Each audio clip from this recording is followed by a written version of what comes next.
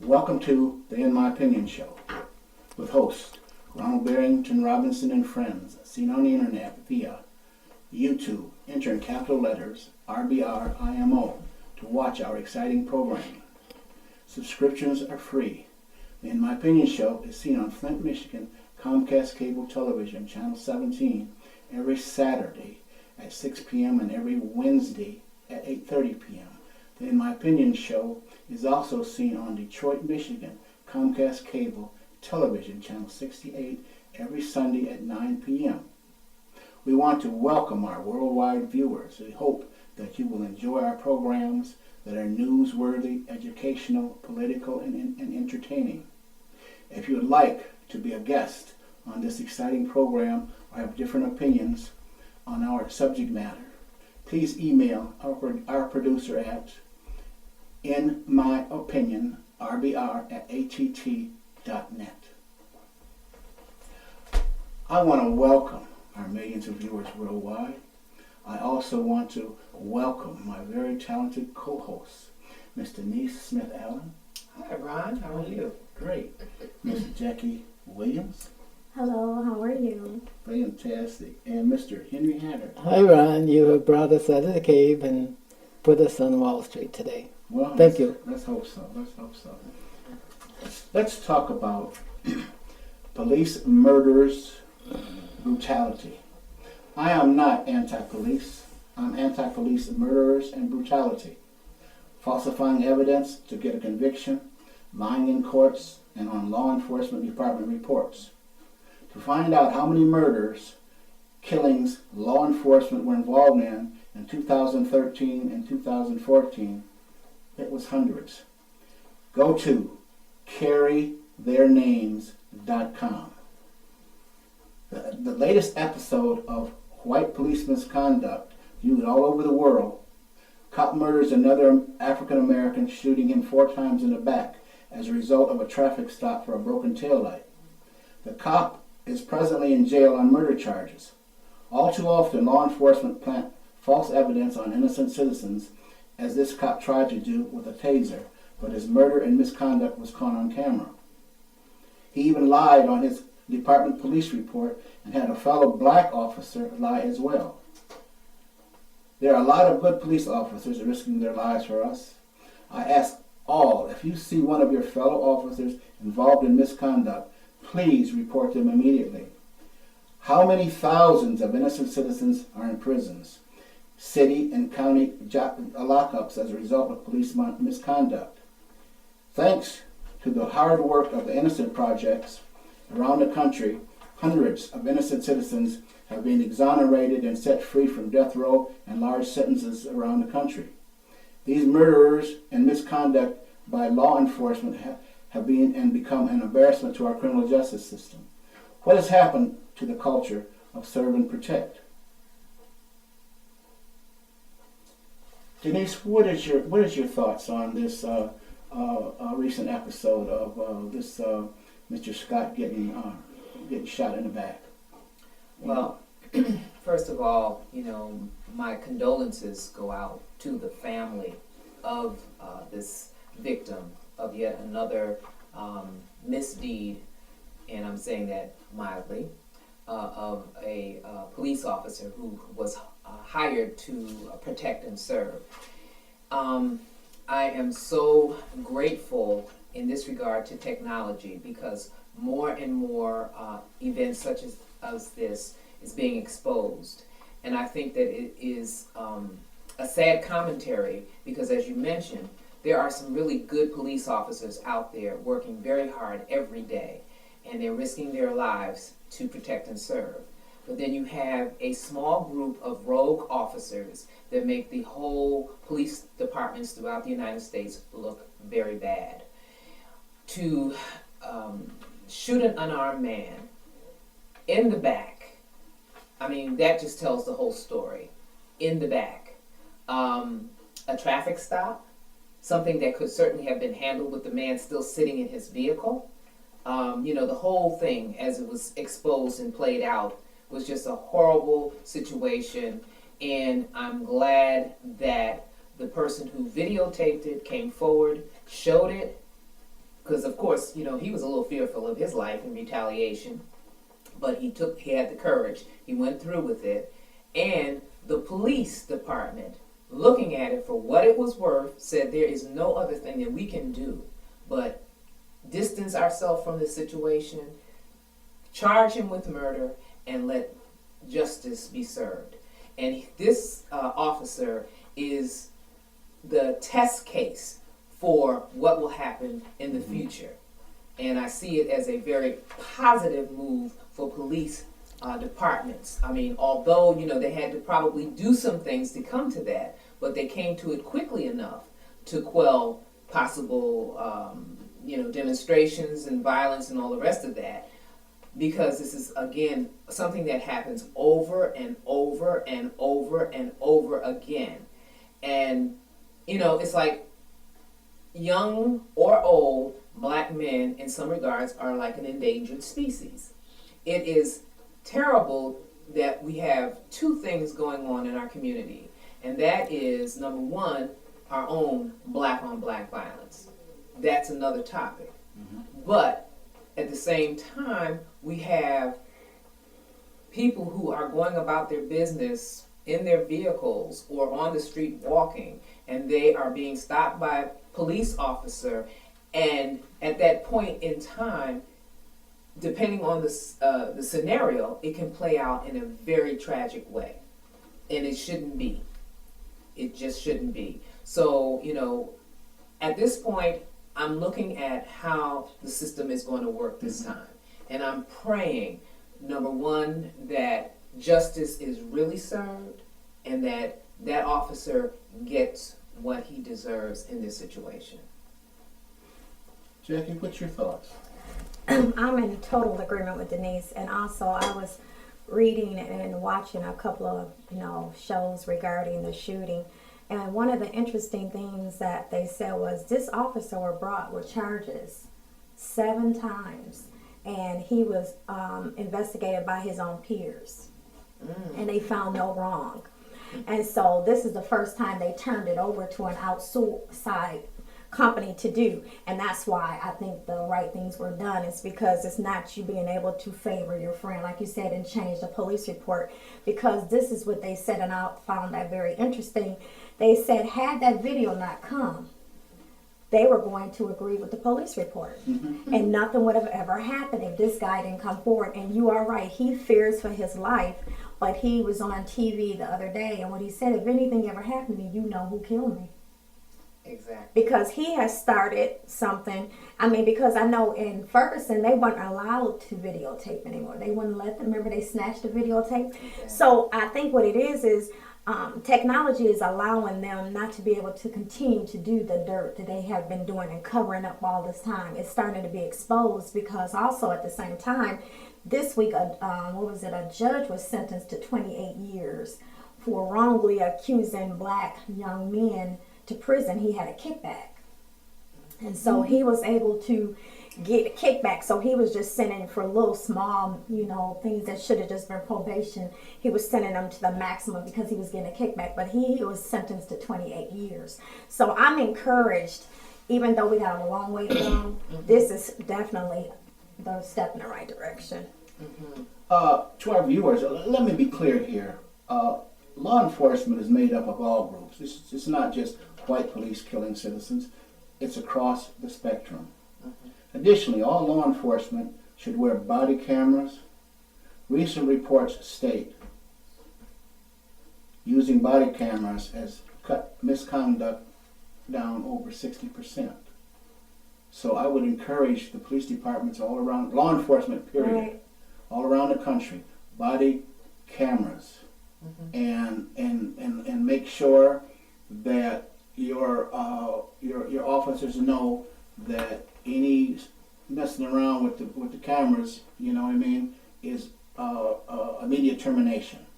Right. Immediate termination. Ron, if I could interject just one other point too. In addition to the body cameras, I still think that officers should have a psychological evaluation, Mhm. okay? If not yearly, at least every 2 years. Absolutely. They need to Absolutely. have it done because they feel that Blue Shield puts them in a situation where it's almost like combat. Exactly. Okay, and so if you got a person out there on the front line every day for so many years, that person needs to be brought back. They need to look at what's going on with them on a personal level and a professional level to make sure that they are not having any type of breakdown, psychological issues. Right. They need to check on them to see about what they're doing outside of work as it relates to belonging to any militia groups and stuff like that. Exactly. They need to know who they have working for them. That's and right. it's got to be beyond just a resume. They need to know who they have because it's crucial, and if we don't push that, then business will continue to be as usual. Exactly. That's Exactly. Also, let me just add this: keep your telephones charged. Take pictures, audio of all police activities. That's your life may be in the balance. Okay. Police murders, brutality must stop. A public outcry should echo across this nation. Mr. Hedder, what is your thoughts? You know, Ron, I'm going to echo what Denise and others have said, and yourself, about this situation. If you had asked me, would I have thought that another murder like that would occur within the next year, I would say no. We have learned something from New York, and we've learned something from St. Louis. So that was really surprising to me. And as a matter of fact, I was somewhat against body cameras because they did not protect the integrity of the good police officer. It put him on trial every time he went out to do something. Like you said, and you've said it, and Denise has said, and others have said, that there are some good police officers out there. Sure. And we need to make sure that those are protected. And it's a philosophy among departments, and these you should know this very well, that people who work in close proximity like that with an authoritarian head of the department, you do have a philosophy where you support the police officer if he does something that's out of the ordinary, like kill someone. They will all see nothing, hear nothing, know nothing. And that has been a situation where the justice system has failed in all of this. But if you were to ask me today what I believe about body cameras, I would say, yes, we should have them. Until we clean up this situation involving African Americans and other minorities. That should be cleaned, and also whites. Everyone. Yeah. So I believe that we're headed in the right direction, but I'm kind of sad here because there are other advocacy groups who are running ahead of the president. This is a situation for the president and for the justice system. They need to weigh in on this, and we shouldn't. This is the only generation that we're going to get a chance to correct this, because you won't have a black president next time. And he supports Africa. He supports all people, but he's done an inordinately lot for African Americans through what he represents and through his posture and his influence. He has tremendous amounts of influence. So we need to listen to him, and we need to let him do his job. And we don't need anybody running ahead of him. We don't need Al Sharpton. We don't need Jesse Jackson or any of those. But we need individuals like yourself, Denise. I believe that you have the courage to stand up to your boss if you saw something like that happen. But I believe that 99% of other people who look like you don't have that courage. Well, Henry, I'm very glad that you feel that way. And I do want to say this about, because I work in the criminal justice system, I work in a different arena than those that are quote unquote on the front line, the police officers who bring the people in, arrest them. Okay, when I'm dealing with writing reports and supervising individuals who have been convicted, what we have to rely on very heavily is the police reports. And if the police reports have lost their integrity, then that is very troubling to me. Because again, a written report is documented evidence of what was alleged to have happened. And based on that, a person's life, as you say, is held in the balance. They can either be put on probation or parole or be sent to prison. So it is incumbent upon whoever writes that report to understand the report is going to be scrutinized. And now, as I sit and I look at these reports, I'm always thinking now in the back of my mind, is this really what happened? Well, the situation in New York where the man was choked to death. Guess who was in charge? An individual that looked like the victim. Okay, well... And she never once went up there and said, get off of him. That's enough. You got to have people of conviction who have, like the president does.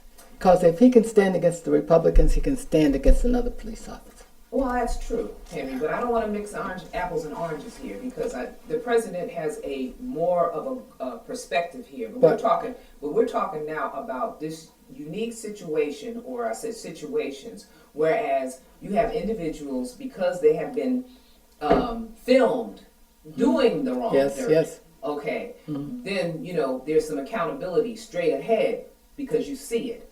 Just like with that individual who was shot down, there was another man who was riding on a horse. Oh my goodness. Okay, and when they got hold of him, it reminded me of some ravenous dogs. That's what that reminded me of because the guy came from nowhere. He came in and he said, "I'm going to get a piece of this too," and start kicking that man. That man was kicked several times, beat. Yeah.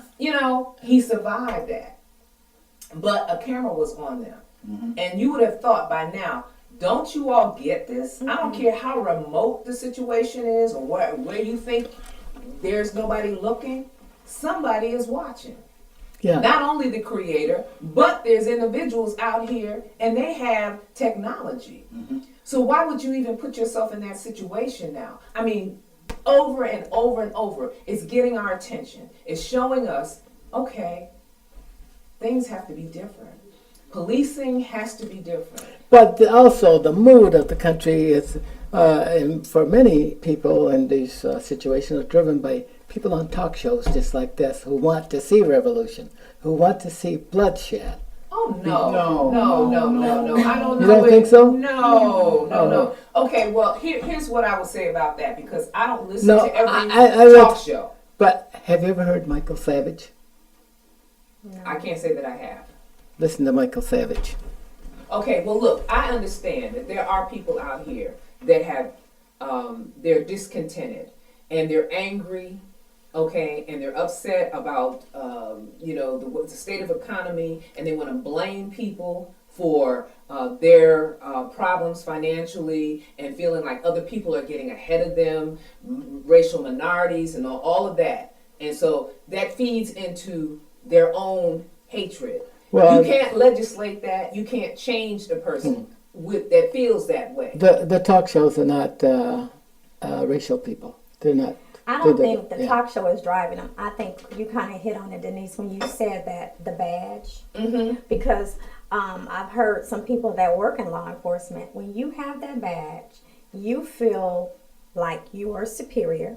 And regardless to what changes, because this is just a new change that you weren't, you still have the same mentality. Until you're ready to change your mentality, it's not going to change. But that's not true of all police officers. No, I'm talking about the ones that continue to do. The rogue officers. Right, because I didn't say the rogue officers. Because if you know you have a camera, why in the world would you do that to that man that you did on that horse? If you know a camera is watching, because you haven't changed your mentality, because you still feel like you're superior, you can do what you want to do, and you can get away with it. They felt that way before they came to the police department. Absolutely, they did. And then because of the screening of these officers, there lies some of the problems. So hopefully from all of this, policing will change. It may not change overnight, but Right. what they have to do is they have to look at it from the top. They have to go through, just like with the police commissioner in New York, Bratton. He was out there in Los Angeles, okay, and they had to have a consent decree because of LAPD officers that beat Rodney King. And they had to go in and revamp because they had some other incidents, the Rampart incident, where the officers were killing up gang members and things of that nature. So this thing, like I said, is systematic. Yeah. It's a systemic problem that needs to be addressed. So they have to address it on various levels. But it's at the top. It's at This the is a top. culture of police departments all over the country. Yes, but what I'm So it rises to the level of the President of the United States the president has and Attorney General. The Attorney General, and we already know the Attorney General is on his way out, and there's a new person that they're vetting and trying to get in there. But because of the politics, it's slowing it down. Because if she were in place, She could step up. she could step up and do some things. But right now, they're taking their time about getting her in place. Right. So in the meantime, things are happening. But we have Attorney General already. We He's do. a very good one. We sure do. And in the meantime, he is preparing for his departure. He has already made the case. He has already stated how he feels about policing. He's already stated how the inequalities have been. He's stated these things. And he's trying to put in, or he had tried to put in the situation where things would change. But they Fought have him. did so many things to stop him. So at this point, his health had been affected. He had to make a decision. Well, you know what? I need to go ahead and do something different. He's lame duck. Yeah. Otherwise, he has the courage to stand up to anybody, as he's always had. So as the president. Okay, but what are you saying? What are you saying, Henry? They can stand up. Yeah. But behind them standing But there are up, things that he can do while he's in that position as lame duck. Yeah, okay. But what I'm asking you though, you're talking about policies. No, set the framework. You already got policies, or change Yeah. the policies. Yeah. Bring in new people. Go to universities and have them do new studies to shape or frame new policies that fit the present and current generation, and also the situation that has given rise to this tremendous upheaval in law enforcement and the resistance of people of color against law enforcement. I don't know that we resist so much. I think that we're fearful. Well, what is that? That's the same That's thing. not no. We were taught growing up, Yeah. Okay. to have respect for the police. Yes, and we okay, should, yeah. not to cuss them out, not to run away from them. Okay, we were taught that. But young people don't have that. They have a lot of resistance against. But look what has happened. Yeah. Look what has Wonder. happened. Exactly. I mean, exactly. my son is not a criminal. He's a college graduate, but you know how many times he stopped? He stopped all the time, and they just pick at him. They pick at him. One time they had him out of the car and they had guns drawn. For what? Yeah. They pick at them, so they're nervous when they see them, and no matter what they do, it's wrong. It's terrorism. Yeah. Is what it is. Exactly, It's exactly. terrorism. So we need to call it out. Okay? Call it like because it is. because you have a gun and a badge. And basically that's street level bureaucracy. And what they can do, they have the power really at that point of life and death in their hands. Yeah. And they know. And that's dangerous. But everybody doesn't Dangerous. prevail that point of view. I have a couple of officers that live close to me, and they don't have those kind of I'm not purviews. speaking. Yeah. You're qualifying this whole conversation with that 10% or 5% Yeah, of the rogue officers, because for the most part, you've got a good force out there doing a really tough job. Yes. A really tough job. And my hat is off. Well, we're on that. the same page. Yes, we are. Yeah. We are. We need But to weed them out. we need to weed them out. And even when I think about what happened with the mayor in New York, when they had the officers that were killed, the gun down in their car, okay? And because those officers were angry, they turned their back on the mayor. That, to me, calls for give me your badge, give me your gun, because you are being disrespectful to a person who has authority over you and basically is your boss. Okay, that's your boss. But you have jurisdiction only in your own jurisdiction. This is your mayor. Just like you talked about I know. president. Yeah. The president has, Yeah, supposedly the ultimate power in the Sure. United States. Sure. So you have a governor, or excuse me, the mayor of the city, and you have city police officers. And these officers, because they're upset with the mayor, They were from all over the country. they were, but a lot of those officers that turned their back, the ones that originally turned their back were those that were in New York. Yeah. Okay, and then the other ones kind of followed suit. Some of them didn't. you Denise, know. I have no problem with the argument, Mm-hmm. except that there are people out there that support our side. Oh, Lots yeah. of them. Right. That's why Absolutely. the person in North Carolina or South Carolina, he said, this guy is to be tried for murder.